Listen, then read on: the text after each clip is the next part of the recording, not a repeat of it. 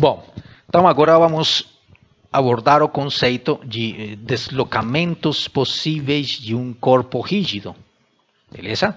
Vamos aproveitar a ideia, aproveitar a teoria que esboçamos anteriormente.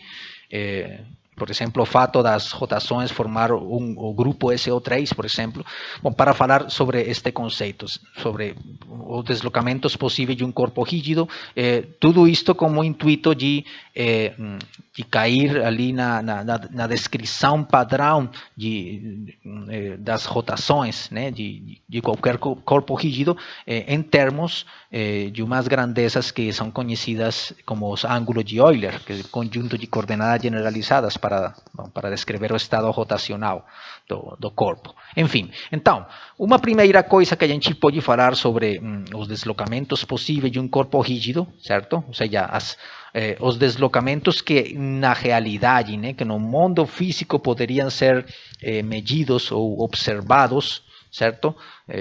Quando a gente está falando de um corpo rígido, primeiro, a primeira coisa que podemos apontar aqui é que um corpo rígido pode realizar translações, certo? Que preservam a distância entre partículas, certo? Este negócio, este corpo rígido, ele vai se trasladar, né? Ele vai se movimentar no espaço junto com todas, obviamente todo o conjunto de partículas que formam ele, elas vão se movimentar junto com ele e preservando essa distância entre elas, né?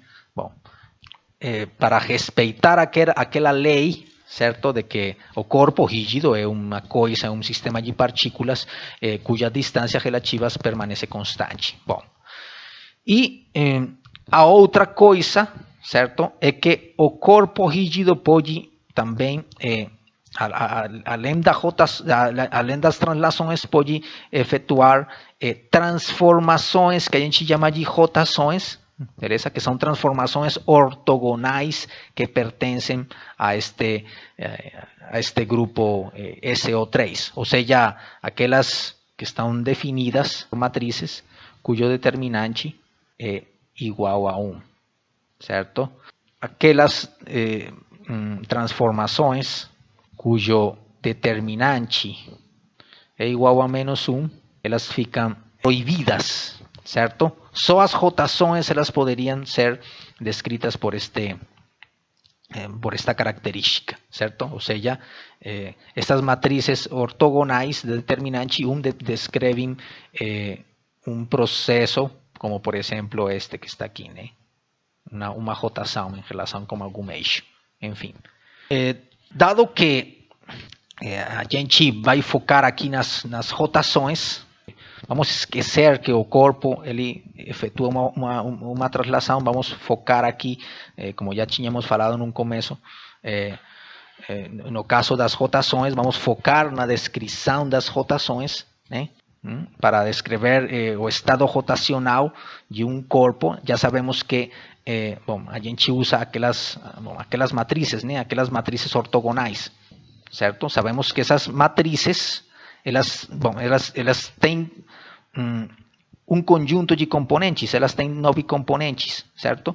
Mas essas 9 componentes não todas são independentes, certo? Temos uma relação de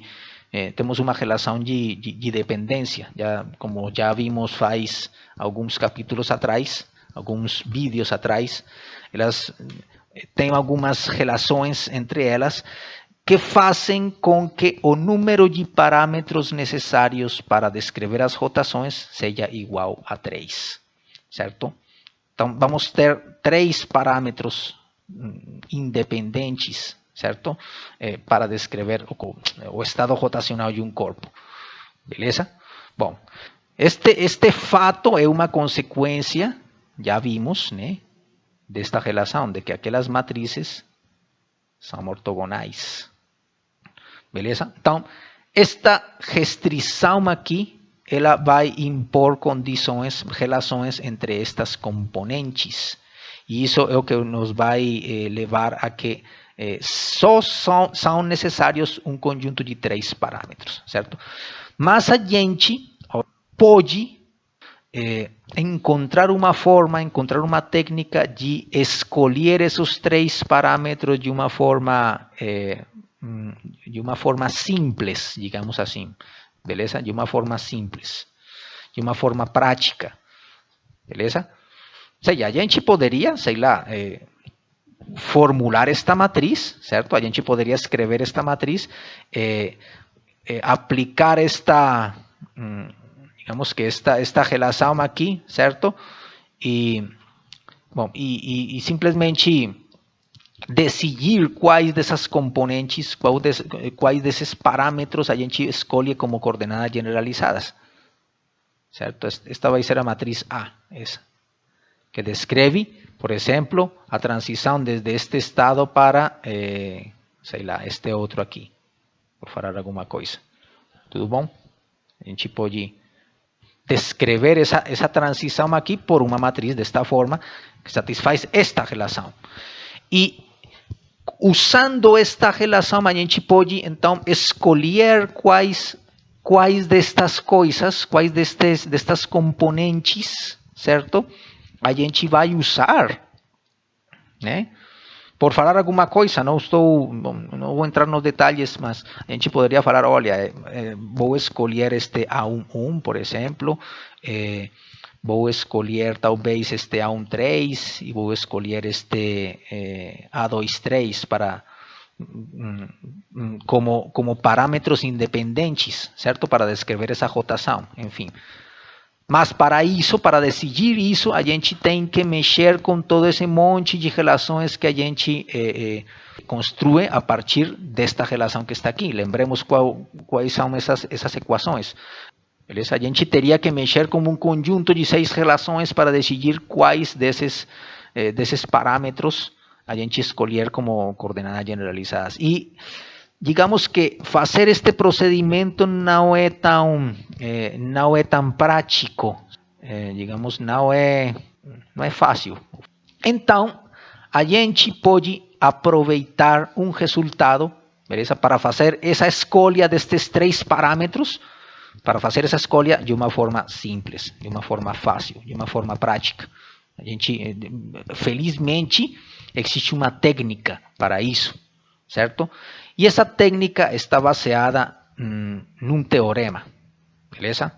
No teorema de Euler, que é o seguinte, olha, o deslocamento mais geral possível de um corpo rígido com um ponto fixo é uma rotação em torno de algum eixo passando pelo ponto fixo. Então, aqui devo frisar no fato de que estamos considerando que aquele corpo rígido tem um ponto fixo. Ou seja, vamos focar só nesse tipo de movimentos. Ou seja, a gente tem este corpo, né? E a gente vai fazer uma transição, beleza? Um deslocamento, supondo que temos um ponto fixo, e vou supor que o ponto fixo é este aqui. O ponto fixo vai ser este ponto branco. Tudo bom? Este ponto branco que está aqui, digamos que no centro. Suponhamos que no centro de massa do cilindro, certo? Ali vai ser esse ponto fixo. Bom, aqui também vamos ter esse ponto fixo. E vamos supor que o corpo vai passar desde esta configuração, desde essa posição, certo? Até esta outra configuração aqui, até esta outra posição. Sei lá, vocês podem fazer algum movimento complicado ali, beleza? E depois de finalizar aquele movimento, ele ficou por aqui, aqui nesta posição, certo?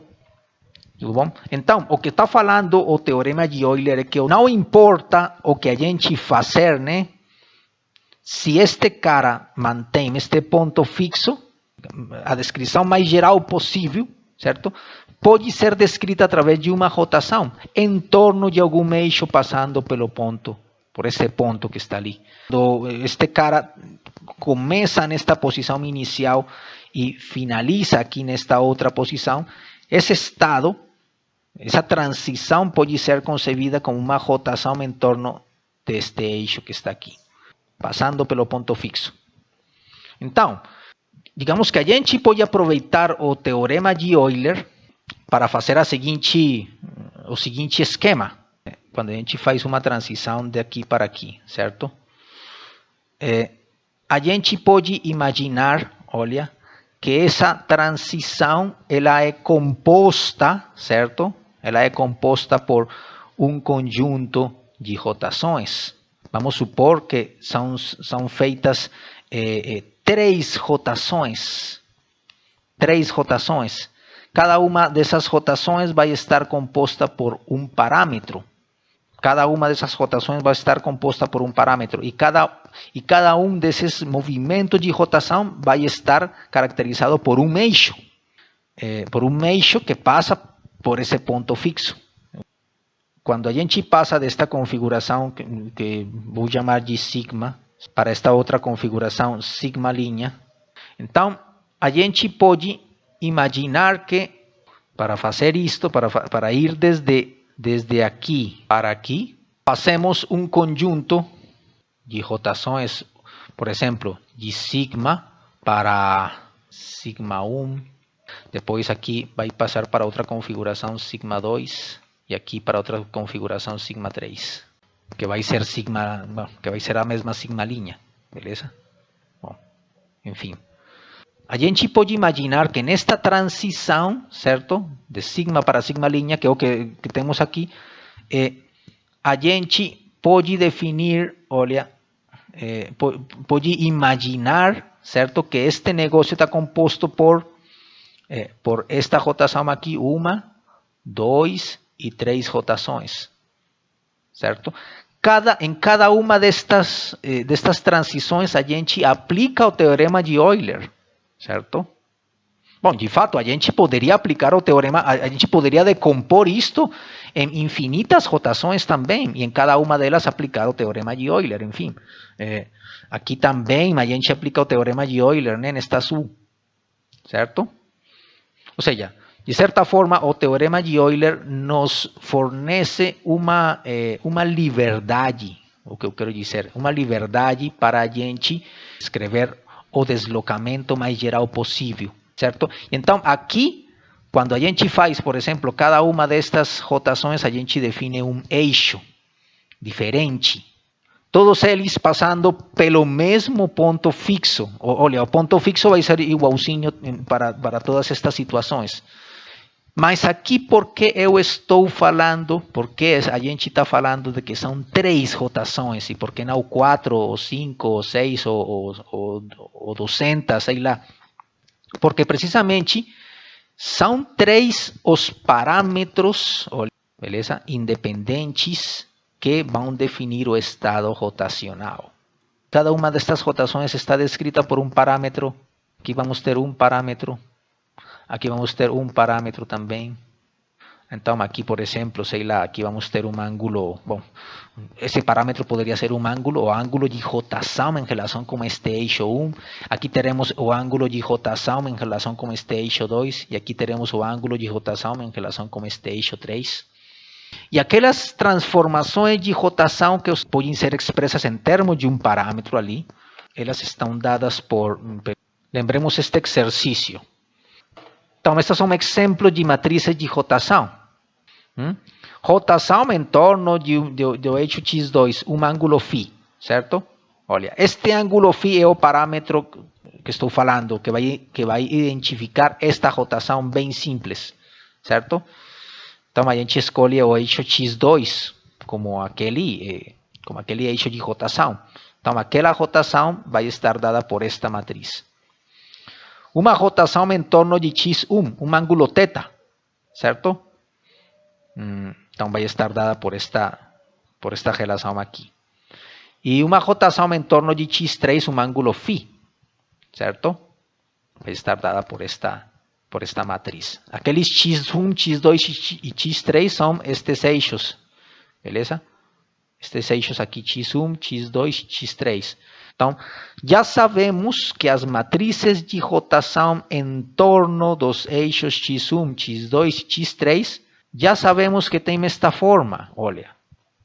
Então, a ideia é aproveitar este conhecimento aqui, ou seja, este exemplo que a gente fez aqui usando este referencial aqui, aqui estou exemplificando uma rotação em particular, uma rotação em torno de x3, né?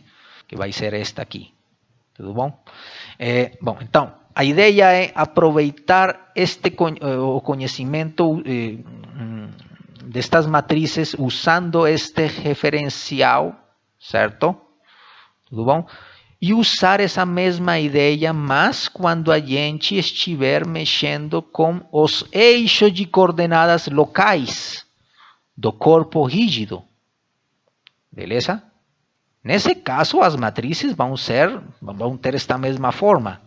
Mas, neste caso, que é o caso que estamos aqui explicando, certo? Quando a gente faz esta rotação daqui para aqui, quando a gente faz esta transição daqui para aqui, certo?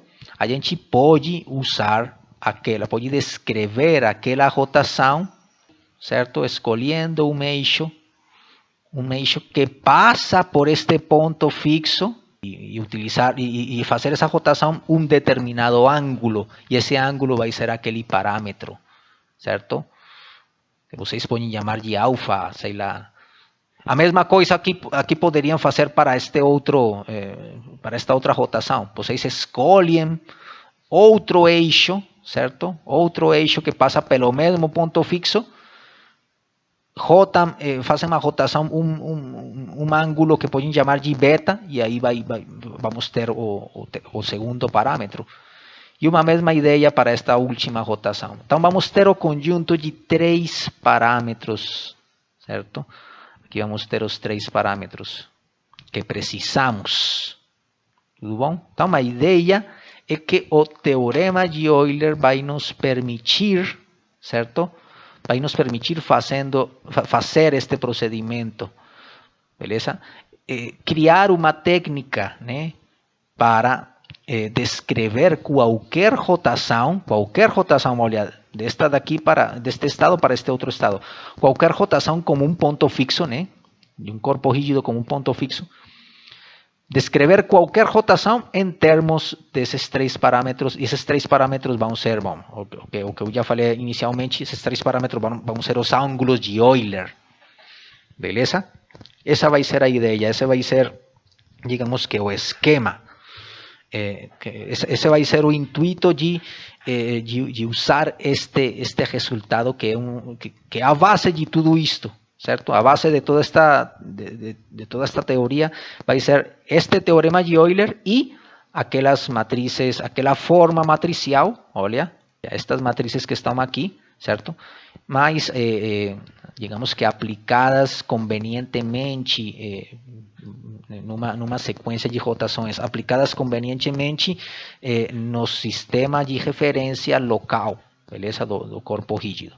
Já mais para frente vamos a explicar isto com mais detalhes. Só aqui o que eu quero que fique claro é por que a gente está usando este negócio, porque estamos falando do teorema de Euler, né?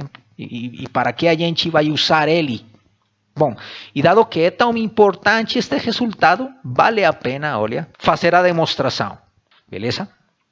Bom, e então, como a gente faz a demonstração?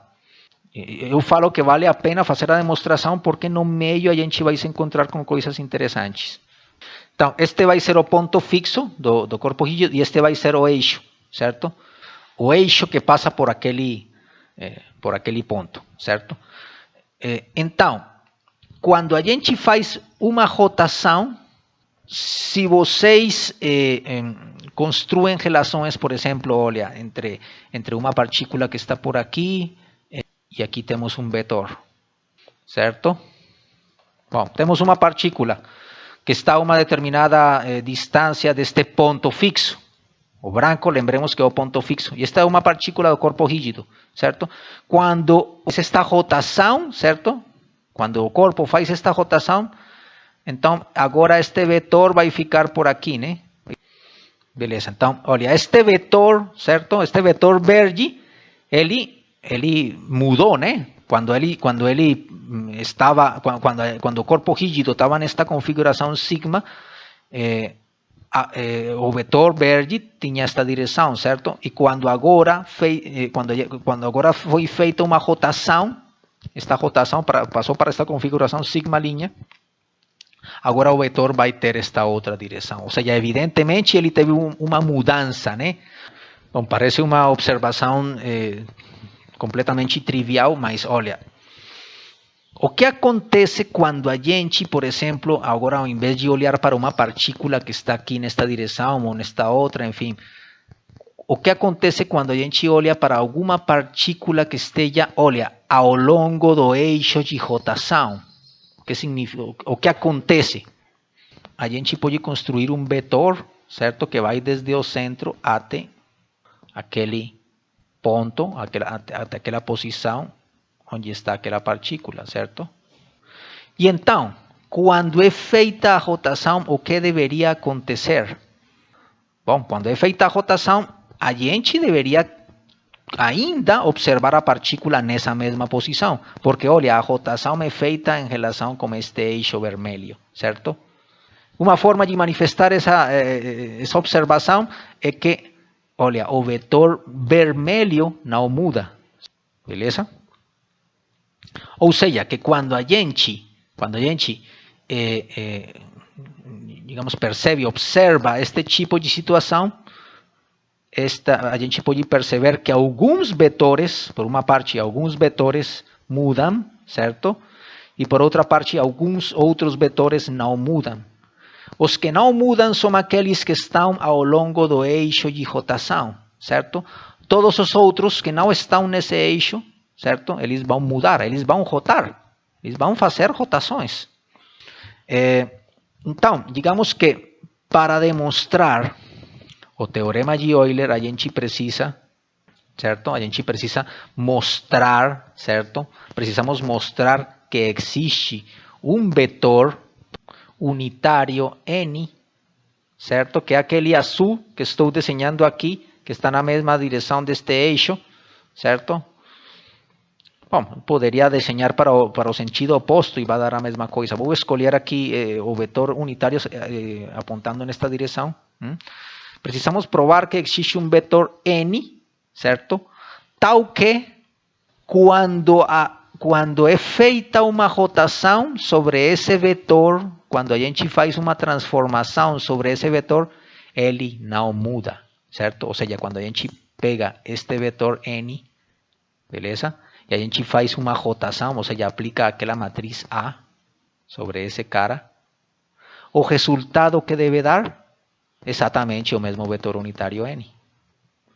Olha, e estou mexendo com um vetor unitário porque, bom, primeiro que tudo por simplicidade, né? Porque a magnitude desse vetor vai ser igual a 1, o módulo, né?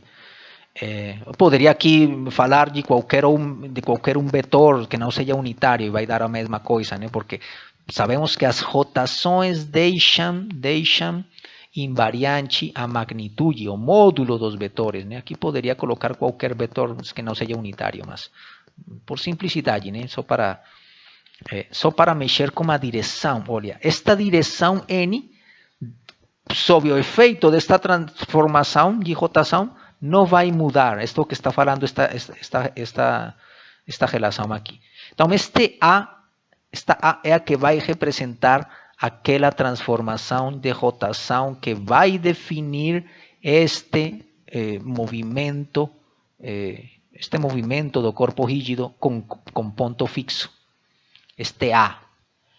Uma matriz de rotação, ou seja, uma matriz ortogonal que pertence ao grupo SO3, certo?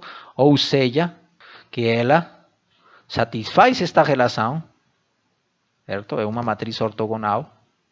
E também que o determinante dela, muito importante isso, o determinante dela é igual a 1. Então a gente precisa mostrar que isto é verdade, né? A gente precisa mostrar, será que isto é verdade? Será que a gente pode formular esta relação, certo? Então, se conseguimos mostrar que isto é verdade, então isso corresponde a demonstrar a veracidade, né, do teorema de Euler. Bom, então podemos fazer o seguinte: podemos começar a mexer de forma, digamos, algébrica com esta expressão que está aqui. Então, falar isto, certo? É o mesmo que falar o seguinte. Olha, é a mesma coisa, olha, que a gente vai fazer álgebra matricial, né? É o mesmo que falar o seguinte, que AN é igual, certo?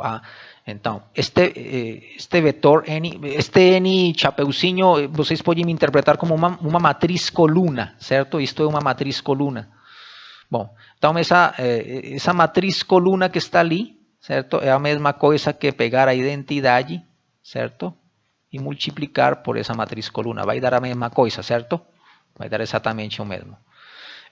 Então, significa que a gente pode...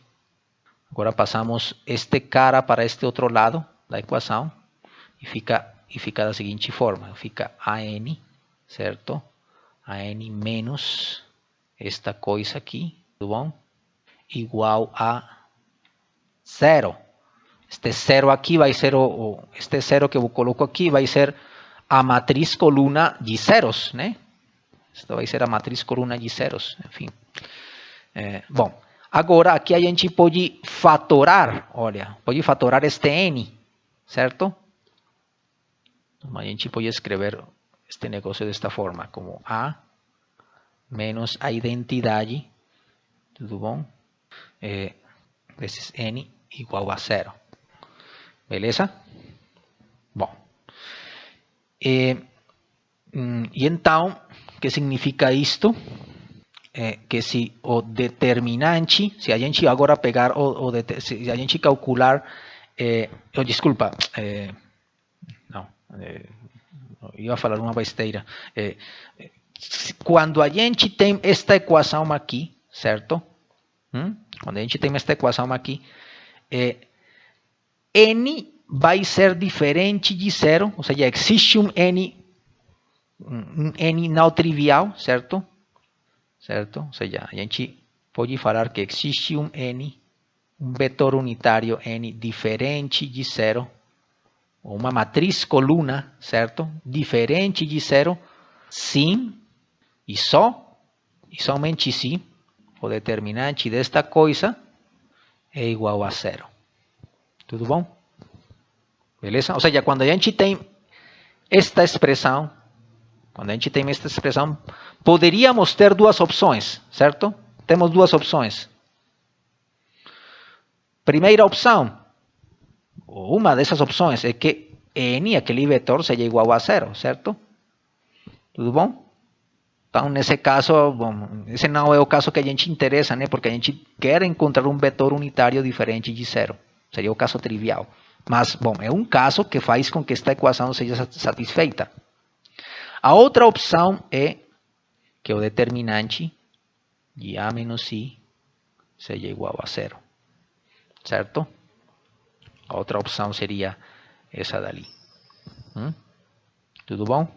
Ou simplesmente, a opção mais trivial aqui seria que A fosse igual à identidade, certo? Que A fosse igual à identidade. Mas a gente está supondo que A é diferente à identidade, né? Ou seja, a gente está supondo que A, vamos supor tacitamente que aquela matriz A não é a identidade, porque senão seria uma bobagem, né? Não estaríamos fazendo nada, nenhuma transformação de rotação. Esta A não é a identidade. Então, as duas opções, as únicas duas opções que a gente poderia ter, desconsiderando o caso de que A seja a identidade, são estas duas, certo? São estas duas. Ou que n seja zero, ou que o determinante de A menos I seja igual a zero. Mas, olha, a gente não está interessado em considerar esta opção, certo? Então, por isso estou falando isto, né? Existe, para a gente demonstrar que existe um n diferente de zero, a gente necessariamente tem que mostrar isto, certo? Tem que mostrar que o determinante desse A menos I é igual a zero, certo? E como fazemos isso? Como fazemos essa coisa, certo? Porque quando a gente mostre isto, vamos mostrar que existe este vetor unitário, certo? E que, portanto, podemos escrever esta relação aqui. Beleza? Então, uma forma de fazer isto, uma das múltiplas formas de fazer isto é começar a fazer o seguinte, olha. Peguemos esta equação, peguemos esta relação aqui, certo? Pegamos esta relação e agora vamos fazer o seguinte. Este negócio é o mesmo que fazer, olha. A menos, olha. Este I que está aqui, esta identidade, certo? A gente pode escrever desta forma, como A vezes A transposta, certo? Estamos usando o fato de que a matriz A é ortogonal, certo? Estamos usando este fato aqui. Olha, ela é ortogonal. Beleza? Bom, aqui também podemos escrever isto. Isto é igual a A vezes A transposta, né? Também é a mesma coisa. Nossa. A vezes A transposta. Bom, é uma matriz ortogonal. Beleza? Estamos usando aquele fato de que é uma matriz ortogonal. Ou seja, que a identidade pode ser escrita desta forma. Vai dar o mesmo. Mas escrever este negócio desta forma vai nos permitir fatorar esta A, certo? Esta A que está multiplicando pela direita, desculpa, pela esquerda, está multiplicando pela esquerda. Então, vamos fatorar este A, certo? Este A, então, aqui vai estar multiplicando por certo? Mas esse na álgebra matricial é a matriz identidade, certo? Então, aqui vai ficar I, certo? Menos AT, A transposta. Beleza? Bom, podemos, de fato, para escrever este negócio de forma mais conveniente, podemos fatorar aquele menos 1 que está dentro deste parênteses e ficar desta forma. Aqui fica AT, A transposta, menos identidade. Beleza? Menos identidade. E agora, olha, a gente pode escrever esta mesma coisa como menos este A que está aqui pode ser escrito como A vezes identidade ou identidade vezes A, a mesma coisa. Então, vamos colocar aqui identidade, certo? Identidade vezes A. E este parênteses, olha, esta operação aqui, A transposta menos identidade, vai ser o mesmo que escrever isto. A menos identidade transposta. É uma propriedade das matrizes, né? A transposta de uma soma é a soma das transpostas. É isso. Uma soma ou uma resta, enfim. Beleza? Escrever isto é o mesmo que escrever isto aqui. Beleza. Então, o que significa isso? Bom, por enquanto, a gente o que tem mostrado é que escrever isto, olha, escrever isto pode ser escrito desta forma. Mas bom, vocês falarão, e para que eu fiz todo esse negócio, todo esse, sei lá, todo esse emaranhamento ali, porque eu compliquei tanto esta coisa, né? Simplesmente para, olha, para mostrar que o determinante, escrever o determinante deste negócio, certo? É a mesma coisa que escrever o determinante de todo este negócio, de toda essa coisa que estou colocando aqui. Tudo bom? Certo? E usando as propriedades dos determinantes, olha, usando aqui as propriedades dos determinantes, vamos Bom, podemos escrever o seguinte, olha. Bom, aqui vou continuar aqui nesta linha aqui embaixo. Então, determinante de A menos identidade igual. Então, aqui fica. Então, determinante de menos I vezes A vezes esta coisa vai ser a multiplicação dos determinantes, certo? Então, vai ser determinante de menos I, menos identidade, vezes o determinante de A. Beleza? Determinante de A. Vezes o determinante desta coisa. Vezes o determinante desta coisa que está aqui. De A menos, nossa, de A menos I transposta. Certo? Vai dar isto. Multiplicação dos determinantes aqui, destas coisas. Certo? E então, vamos continuar aqui nesta outra linha. Neste outro slide, só um minutinho.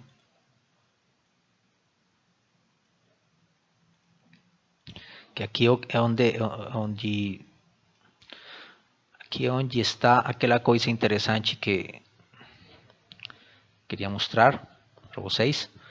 Olha, este primeiro termo, vou chamar de termo número 1. Certo? Então, o termo número 1. O que fala? Determinante de menos I. O que será esse negócio? Isto é igual ao determinante, então em forma explícita isto vai ser determinante de, vou escrever aqui a matriz identidade, multiplicada por menos 1, certo? Multiplicada por menos 1, então vai ser menos 1, 0, 0, 0, menos 1, 0, 0, 0, menos 1, certo? E então isso vai dar, bom, neste caso de uma matriz diagonal, o determinante é simplesmente a multiplicação dos elementos da diagonal, né? Então vai ser menos 1 vezes menos 1, 1. Vezes menos 1 vai dar menos 1. Então esse determinante é igual a menos 1. Não tem problema ali. Estamos falando das matrizes ortogonais de dimensão 3, né? Ou seja, esse é o 3. Beleza. Por outra parte, este termo 2, este vou deixar aqui sozinho, bom, do mesmo jeito. Mas este aqui, determinante, este vai ser o termo 2. Termo 2. Bom, sim. Certo? Sabemos que o determinante, a gente sabe que o determinante de uma matriz B da transposta, de uma matriz B é igual ao determinante da matriz, sem calcular a transposta. É uma propriedade dos determinantes. Determinante da transposta é o mesmo determinante da matriz original, certo? Ou seja, isso quer dizer que neste caso, determinante, olha, determinante de A menos I, aqui é uma I, é igual a este determinante de A menos I sem transpor, né? Sem fazer a operação de transposta. Ou seja, fazendo isto. Beleza? Bom. E então isso quer dizer que podemos escrever esta linha aqui da seguinte forma. Determinante de A menos I igual a menos 1. Olha este menos 1. Menos 1. Vezes determinante de A. Certo? Vezes determinante de A. Vezes determinante de A menos I.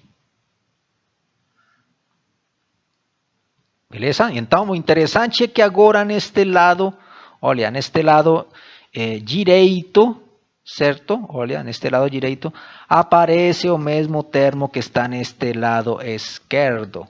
Isso, digamos que esse era o objetivo de fazer todo esse emaranhamento aí inicial, né? Fazer aparecer o determinante ya menos i neste lado. Olha, neste lado. Esse era o objetivo de fazer todo esse negócio. Todo esse monte de truques, beleza? Por quê? Porque agora a gente pode isolar, ou melhor, a gente pode fatorar este determinante de A menos I, certo? A gente pode passar para este lado, certo? Ou seja, agora a gente pode fazer o seguinte, olha.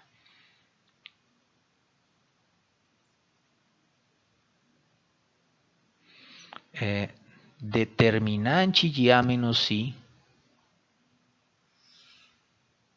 certo? Menos, ou melhor, mais esta coisa, que ficaria mais igual a zero, certo? E agora fatoramos este cara, significa que se fatorarmos agora, vai ficar 1 mais determinante de A igual a zero. Beleza? Mas, olha, observemos que este negócio que está aqui, 1 mais determinante de A, que vai ser igual a isso. Aqui usamos o fato de que aquela matriz de rotação, certo? Ela pertence àquele conjunto, pertence ao grupo SO3, né? Ou seja, que o determinante dela é igual a 1, certo? Então, 1 mais 1 é igual a 2, certo? Este negócio seria igual a 2 aqui. Ficaria 1 mais 1 igual a 2. Certo?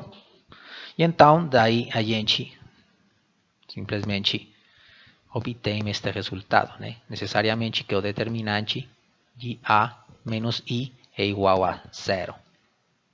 Certo? E, imediatamente, dado que a gente prova isso, que o determinante de A menos I é igual a zero, beleza, voltamos para a nossa... Nossa, o que foi isto? Voltamos para a nossa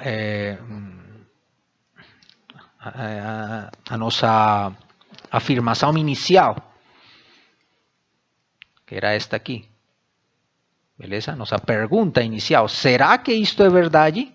Será que isto é verdade? Bom, agora podemos falar que é verdade, claro que sim. É verdade isto. Beleza? E, portanto, significa, certo? Agora, dado que isto é verdade, existe um vetor unitário n diferente de zero, certo? Tal que satisfaz esta relação aqui. Tal que satisfaz esta relação aqui, certo? E, portanto, voltando para a nossa, digamos, a nossa linha de raciocínio aqui,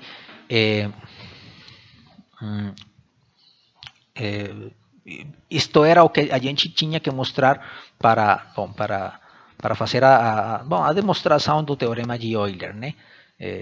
Que de fato, olha, o deslocamento mais geral possível de um corpo rígido como um ponto fixo é uma rotação em torno de algum eixo passando por esse ponto fixo.